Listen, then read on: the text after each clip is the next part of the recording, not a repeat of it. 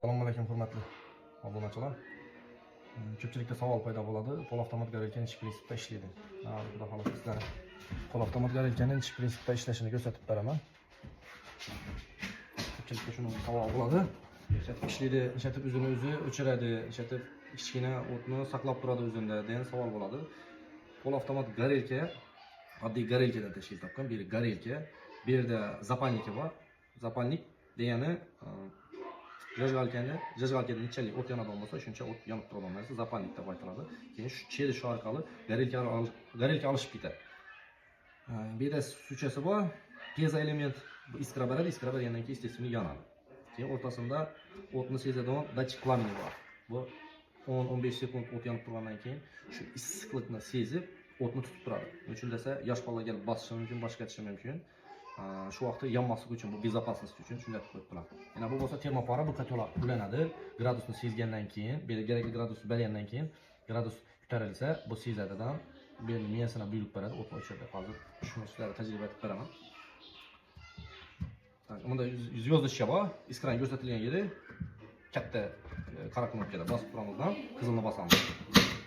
Yana ko'rganlaringizdek kichkina zapalniki yondi. Yangandan keyin 10-15 sekund tutib turish kerak bo'ladi. Shunday desa o'tni sezadigan datchik qizib olishi kerak. Qizgandan keyin o'tib turadi. Ko'rsatgandan keyin o'tib turdi. O'tib turgandan keyin mana aslan shu 1, 2, 3, 4, 5, 6, 7 положенияsi bor. Birinchi положение olib boramiz yana. Yondi. Ko'rsatgandan keyin holatda yonib ishlab turaveradi bu. Qachon termopora issiqlik haroratini sezsa, shunda bu qaytadan pasayadi. O'tnidan zapalnikka turadi, hozir ko'rasizlar.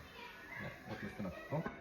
Ana o'chdi. Asosiy garelka o'chdi, lekin zapalnik yonishda davom etib turibdi. Bu termopora soviydi, hali darrov sovimaydi bu, ko'p vaqt soviydi. Sovigandan keyin yana avtomatik o'zi o'tni yoqadi bu. Shunday deb ko'rishingiz mumkin. Tutamiz. Ana o'chdi. Termopora yana sovsa, bu kotolda turadi. Kotol soviydi, sovigandan keyin yana o'zini o'tni yoqib, yana qizdirib, kerakli haroratni chiqaradidan yana o'chib dam olib turadi. Bu pol avtomat garelka qo'ysangiz, buni samotok sistemalari qo'yishi tavsiya qilinman. Buni asosiy avtomat davleniyada turadigan sistemalarga qo'yishni tavsiya etaman. Chunki dum ekonomishni ishlab beradi. Ham bu yerda svet o'chib qolgan vaqtda, masalan, bu nasoslarimiz ishlab turadi. Ishlamaydi. Ishlamagandan keyin kotolda qaynab ketish holati bo'lishi mumkin. Pol avtomat garelkada unday holat bo'lmaydi. Qaynab ketmaydi. Issiqlik haroratini sezdimi, bo'ldi. Tamom, shunday zapalnikda yonib turaveradi. Tamom. Boshqa qiyin yeri yo'q. Xudo xolasa. Bugun toza eksperiment sistemamizda запуск beramiz. Hozir shuni qarab turibmiz. Xudo xolasa studiyasiga radiatorlarni to'ldiramizdan. Buni oddiy bir video obzor etib qolaman, xudo xolasa. Kimga video yoqqan bo'lsa, like podpiska bosib o'tishni unutmang.